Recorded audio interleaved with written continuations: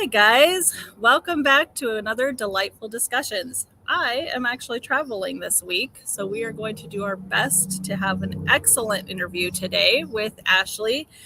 I am super excited about this interview because something that I have learned as I have been out and talking with company leaders is that a culture of adaptability has become a pretty big deal. So, today we're going to be talking about that. So, if you will stay tuned with us, we would love to share with you some of our top tips and tricks about that very topic.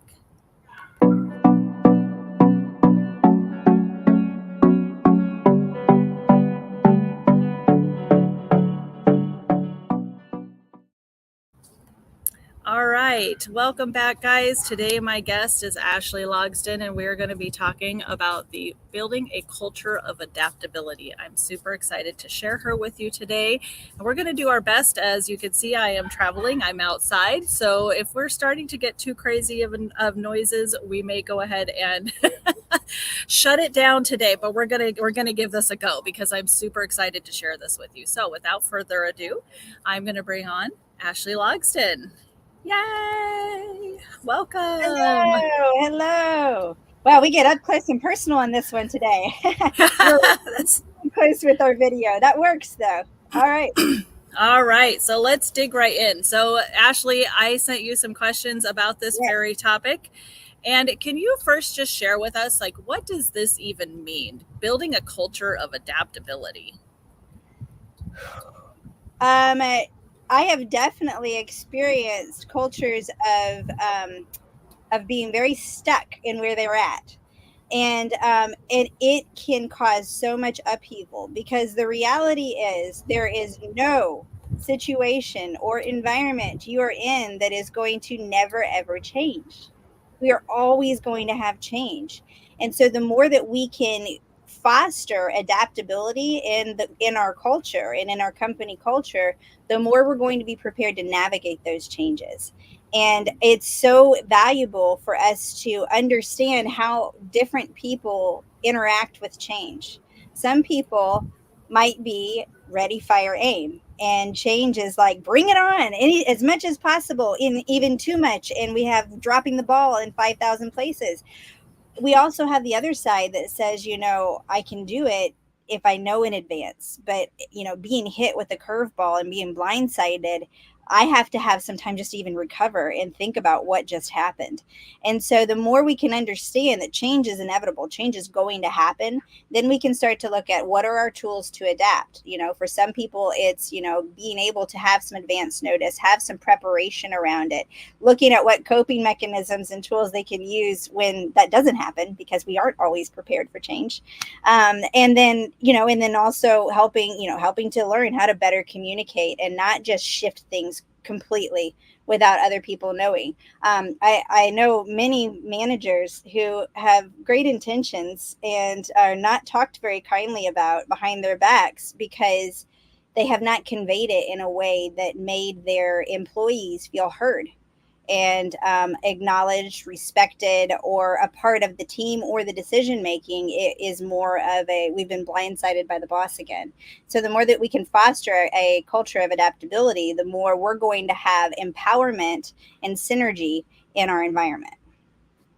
Oh man, that's so good. And I think that perfectly goes right into the very first question that I have for you is what are some things that might make each personality resistant to change? Uh-huh. Yes. Okay. And I'm going to do this in reverse order here for the different personality styles, so that we can so we get everybody in a different way. So C, S, I, and D. So for C, we have people that are very conscientious. They are also very creative, and they are very, very curious. You are going to get all the why questions. And so for a C, oftentimes they've got already have their set systems and routines. And the concept is, if something is not broken, why in the heck are we going to change it? Let's stay consistent here and keep things consistent because we know it's tried and true. I've vetted it. I've done the research. Why make any adjustments? So you can have a lot of resistance with a C because a C has done all of the hard work to cross all of the T's and the I's. To go back in and say, well, scratch that, we're moving to something different. boy, that can really be taken in a negative for sure. Then you have your S's. When you add change, you oftentimes add conflict, because here is the C going, what? All of my hard work is going out the window. You're not even going to do that. We're going a whole different route with our marketing plan here. I did all the A/B testing. I vetted everything, and now you're throwing it out the window. And now we have conflict. We have a ticked off C, and the S is going, no, no, no, no. Just don't rock the waters. Don't shake the boat. Let's just keep things smooth, and let's create peace. Let's not rock the water, or let's not, ruffle any feathers. I can use whatever, cliches here. And slow and steady wins the race. Let's just stay steady and consistent, and let everybody just kind of ease into things. So that would be where an S is going to resist, because if we rock the boat, we're going to have more potential conflict, and an S does not want to have the conflict. For an I, if change looks like a lot of work, I's are our storytellers, our entertainers, people that love the limelight, and they love fun. And so if it looks like a lot of work, or like a chore, or if it's out of their sweet spot, where now we're saying, I need you to pull the data and research and analytics, and they're going, I don't even like those words, much less doing it, then it's going to be, they're more likely to avoid or procrastinate and not really jump on the change. And then a D, if a change happens, oftentimes it's either steamroll forward regardless. And we're going to just steamroll because, all right, you got to change. You're taking me on this challenge. All right, I'll take you up on this. I'm going to take it to the nth degree. I'm going to go above and beyond here. Or if they have not been a part of the decision making, they may feel like the rug was pulled out from under them. They were pulled out of control. And now all of a sudden, I don't have control. What do I need to control? I'm going to micromanage, and I'm going to pick apart every single bit of this change, because it wasn't done with my, where I felt in control. And so now I'm going to take control by criticizing, critiquing, picking apart, challenging every part of what this change is. So the less in power that a D feels, the more they're going to question, challenge, and micromanage it. So yeah, we have a lot of potential resentment. And I would say for all of them, number one, if it's not clearly communicated what's going on with respect and consideration for people that are being impacted by it, you will get an uproar. And we can look at this on a very large level in our world. Is this not the case? When things hit us out of left field and we were completely taken by surprise by it, how often do we jump in and go, oh, great. It's not typically, oh, you just won the lottery. Change happens. And the more we feel out of control in it and unaware of it, it really can be a hard adjustment. So this is just, the more we have respect for our fellow human beings in this process and clearly communicate, the better we're all going to be in any transition.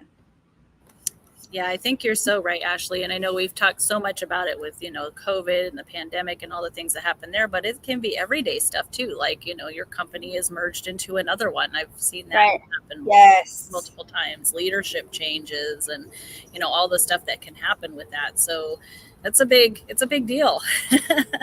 Yes. Which I think actually segues perfectly again. I mean, everything you're saying, it just segues perfectly into the next thing. I love that. We do that on purpose, right? Right. Exactly. Well, because actually to that point, here we are. And I mean, let me pick apart us for a minute. I'm a high D, and my I is just almost just as high. And Mariah, your high I and your D is almost just as high. And so here we have two ID personality styles. We can 100% wing it. We can have a conversation and not have any planning at all, and we will have an opinion we can share, guaranteed. That being said, are we delivering the best for you? If we can prepare a little bit in advance out of respect for you and your time and what we want to deliver to you, we will take that time to pull questions and have some preparation ahead of time. And so that right there is a way of showing respect for other people. Because yes, if I was in a room of just D's and I's and we say, hey, we're going to wing it, they'd be like, party on. But we're talking to all of you. And I want to take into consideration that we've done our research. We've thought about this, and we've thought about what we want to deliver to you. So, yeah, right there is an example of why understanding the personality styles and recognizing what you want to deliver and how you want to present it can really help for inevitable changes that are going to come along the way. Totally. I love that. Yeah. And so, our next thing to talk about, which I think is actually perfect for what you just spoke on to, is how can we help each personality feel successful when it comes to change? Such an important topic. Whew. Right. And so with this one, I kind of was grouping. So we have, and in my Discovering You course, I kind of, I separate them by saying high energy, because high D's or D's and I personality styles, we tend to go really fast. And if you think about, our processing time is about 3 seconds. And that means that it's not always well thought through, not always, the details aren't always there, but we can move and act really, really fast. We have a lot of energy. And for that reason, we oftentimes can knock out a whole lot, especially if we're organized in the process, which can be difficult for us. But we can knock out a ton and we can do a lot. So we have high energy as our I's and our D's. Our S's and our C's are our high processing. And those ones, they tend to be more of, let me take the information, process it, and then I'm going to receive something out. Can be about 7 seconds to process. Not because they don't understand it, it's because they're analyzing it better than that 3 seconds. So it's a different approach, and there is benefit in both, and we want both. But in doing that, and that's kind of acknowledging that there are high processors and there is high energy, we can see right there, if I'm falling in one of those camps, how do I need to give some grace for the other person to show up? The other part of that, though, is I can group them in another way. And the other way that I can group them is D's and C's are task focused, and I's and S's are people focused. And so if I'm doing that, my hand motions need to be really small on the screen today. If we're doing that, I'll pull back here. So if we're doing that, though, then our D's and our C's as task focused, our I's and our S's as people focused, it also means that that's a sweet spot. So if I need to get to the nitty gritty and I'm dealing with change and I have to figure out the details to make it work, I'm going to put D's and C's on it. I'm going to say get to the task. If I'm going to say we need to figure out how everybody's impacted and affected by it, I'm going to put I's and S's to it. That being said, I'm going to remind my D's and C's, hey, as you're going through this, no task or thing is as big as a person in the relationship. And especially if you are in a position of telling somebody else what it is that they're expected to do, the more you acknowledge them as a human being versus analyzing the task at hand, the better the response you're going to get. So again, it's not, don't change who you are, but if you want a good response, speak in this way. And the more you can do that, the better that interaction is going to be. So if you are sensing, people are confused, disgruntled, or frustrated, and that's key, is be aware. Are you even stopping to look up from your piece of paper or your computer to see the eye roll that just happened behind you, or the sigh, or the blank deer in the headlights look that you just got? Are you acknowledging those human emotional responses to what is going on? The more that you touch base with people, the more you're going to be able to navigate through it and be a support for others in that process. And so for C's and D's, remember the people that are there. And for the I's and the S's, understanding your roles and your strengths can give you, can help you as far as navigating the people. I mean, paying attention to, can I keep the energy positive when I know everybody's going to be coming to me to dump their frustrations? Can I look for an opportunity of gratitude? Well, I'm grateful that change is happening now before the craziness of the holiday season. Or, well, I'm grateful that this part of the change is happening because, the protocol around lunch has been ridiculous forever. Or whatever it is, what can you find that might be something that's going to happen, especially if you don't have control over this change. It's not a matter of you. The more complaining and talking bad about it behind the scenes is not going to make it go away. So how can you choose? What tools will you choose to adapt? A tool I choose to use over and over and over again is gratitude, because I have control over that, and I can choose to be grateful for anything, even if it is simply my breath and that is it today, because everything else is making me angry. I can still find something.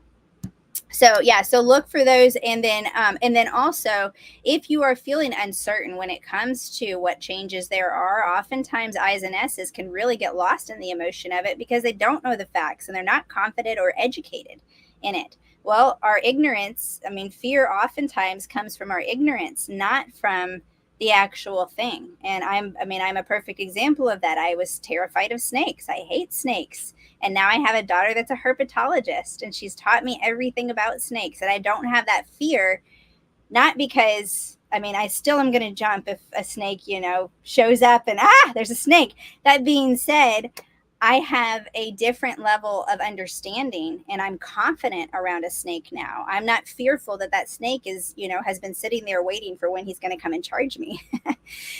So the more that you educate yourself on the change, the less there is to fear.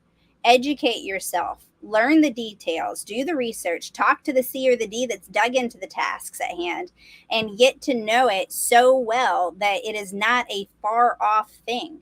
It's that, keep your enemies closer. Well, if you're upset about change, keep them close, keep it close, learn about it, really understand it so it doesn't become so scary to you anymore. I love that you said that about the snakes because I know I get to meet your family soon. And that Yes, is one of the things I've been like, oh my gosh, am I going to be able to hold a snake? That's so funny.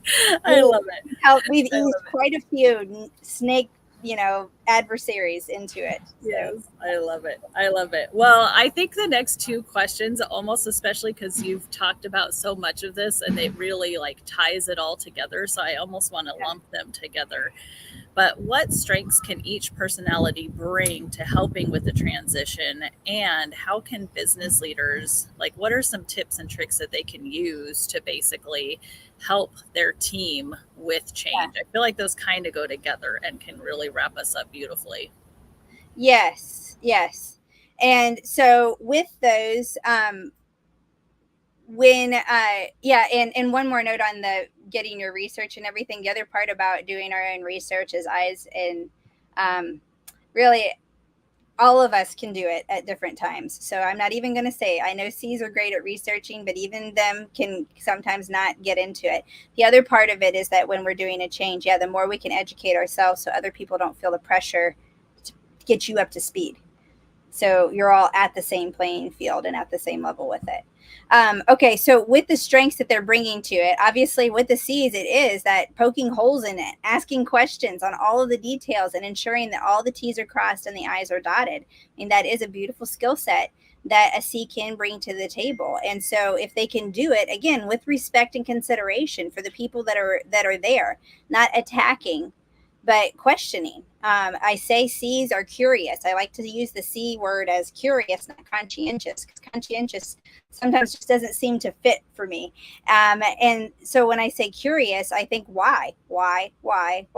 Dig deep with the whys. You can do it with beautiful respect and consideration for what's going on, but that is a great skill set of helping everybody understand the why, which is going to better dictate the drive. Because if they don't know the why and the motivator behind it, it's going to be a lot harder to get everybody on the same board on board with it. With S's, you want to create a clear follow up and follow through list. And so oftentimes, S's are great at just gathering and compiling everything. So while S's may not be excited about delegating and telling everybody what to do, they're great at organizing what's already been laid out. And so, and we do this, in our 48 days meetings, and Sheila is pulling all of the stuff and putting it in the right, okay, who's got that to do and where does this go, and organizing all of those details work really well for an S personality style to show their support on, kind of helping each person to do what they need to do. The I's can bring some levity to it. They can lighten the atmosphere and get people in the right mindset as well. Now, it's not that the only thing that I's can do is have fun at all. However, that is a really, really critical component to add in, especially when we think marketing. And when we're thinking sales and marketing, how is the I looking at what would attract somebody to this to begin with? And so adding that fun aspect is twofold. Number one, because your eye sometimes has the best eye, haha, punny, for actually seeing what might attract people to them, or to whatever it is that you're looking to do. The second part of it, though, is simply adding levity to the situation and lightening the mood makes a huge shift. And I know, some of you may have experienced those horribly awkward business meetings where somebody's ticked off about a change, and you can cut the tension with a knife. And it is so tense in there, everybody's short-lived, and it's kind of why are we even having this conversation? Because nobody's going to really give anything. Well, you get one eye in there that makes some funny comment or says something that just lightens it and gets everybody kind of lightened up a little bit. It makes a huge difference. So do not discount the fun when it comes to these, because that is a sweet spot of an eye that not only can attract potential customers and clients to what it is that you're offering, but can also shift the mood and the mindset in what it is you're able to create. And then your D, taking all of the information and delegating the roles, empowering the team and keeping them on task, making decisions, setting and upholding deadlines. I mean, the follow through and some of that stuff can be really great for a D to be the one that's kind of, I mean, I personally, as a D, I've said, hey, I'll be the heavy, because I pride myself that I can be the heavy in love, that I can do it in love and kindness, and that I can have a conversation and give support and encouragement. And I have no hesitation doing that, because it also allows me to go deep into a conversation with somebody and to ultimately bring out a better, more confident approach for that person, to allow that person to be more confident in what is they're doing. And so so that can be a great sweet spot for the D's. So when it comes to how we as business leaders can help our team adapt to the changes like that, I've laid out a lot of different strengths that we all have that we can bring to the table. So regardless of what it is, if you are a leader, you want to have clear and open communication on what is working and what isn't. And I have a great analogy about this. I follow a guy that is a teenager coach, and he was talking about something that was important to give to teens, or like 7 tips that were important to give to teens or something. But he said, oh, when it comes to facing your fears, be like the buffalo, not the cow. And I'm going, I've not heard this one. I want to hear it. So when a cow sees a storm, a cow is going to turn the other direction and try to get away from it. Now, what's the reality on a cow? Cows are not exactly the most speedy animals. The likelihood of them not getting that storm is pretty slim. Not only that, because they're not speedy, they're probably not going to outrun it. So what's going to happen? Here comes the storm. Here, well, where am I here? Here's the cow. Here's the storm, and the cow runs, and the storm keeps coming, and all of a sudden the cow's running with the storm, and we get to stay in the storm for so long. Whereas a bison, when they see an upcoming storm coming, they turn and they face the storm. They face into the storm. So they may be here and the storm is coming and it's going to hit them, but they face into it, so they deal with it and move on. And the storm goes past and they move through it. Well, how often in our lives do we not directly face the conflict, the fear, the frustration, and we, like a cow, just hope if we can kind of move away from it that it won't follow us and won't keep showing up in our lives? But so often these are these beautiful opportunities for life lessons on how we can perfect our human skills and work together. And if we can be like the bison, and when we start to have that little bit of conflict, that little bit of frustration, that little sense that there's change coming, anything like that, and we say, hey, there's a storm coming. This is what we're going to do to prepare ourselves. We're in this together, and we're going to work through this together. This is what I would like to do, or these are the things I'm noticing right now. This is what I'm feeling right now, and I want to get ahead of it before it becomes the big glacier, So clear communication on what's working and what isn't is so critical. Ask for input from people that are impacted. If you are seeing something that's not working in customer service, before you ever go to enforce a new protocol in customer service, better be going to customer service and picking their brains and learning from them who are in the trenches on what's helpful and supportive, not just coming from a top down. So if you start looking at the people that are impacted and having them bring their ideas and brainstorm, when you're looking at it, then they also feel like they're a part of the story and not just a cog in the wheel being told what to do.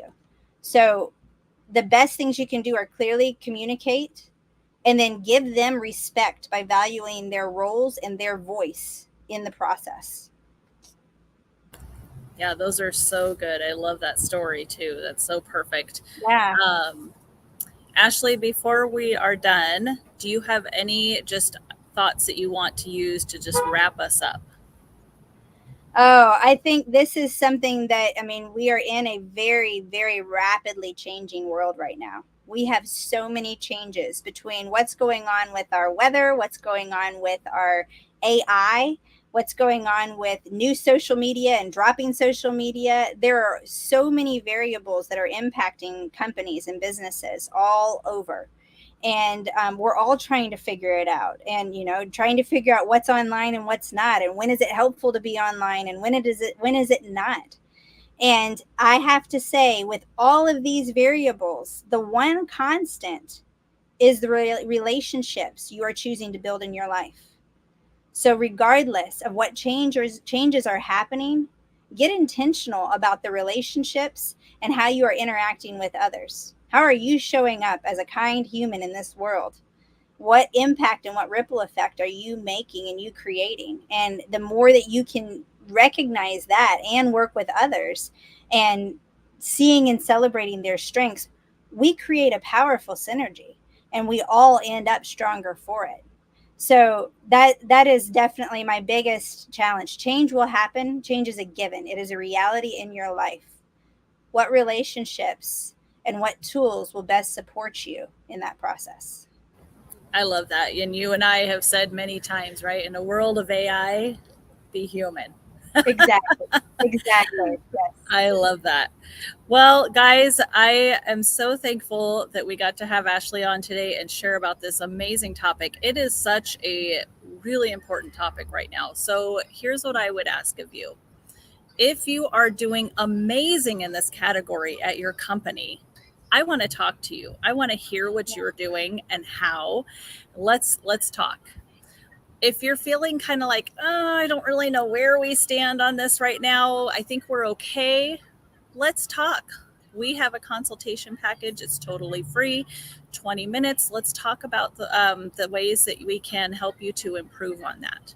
And if you're like, oh my gosh, we just do not do a great job at this at all, that's okay. There is so much room for growth.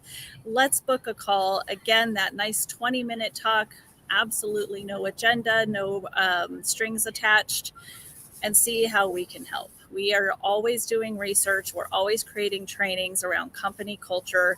We would love to talk with you, whether you're doing amazing or maybe you feel like there's a lot of room for growth. Either way. So please feel free to reach out with us. There are links for you to check out our DISC assessments for business, to be able to check out our newsletter, which is free, comes out monthly, or to book a consultation with me to start learning how 48 Days DISC team can help you with your company culture. Thank you so much, Ashley, for joining us today. And until next time, live creatively, friends. Bye.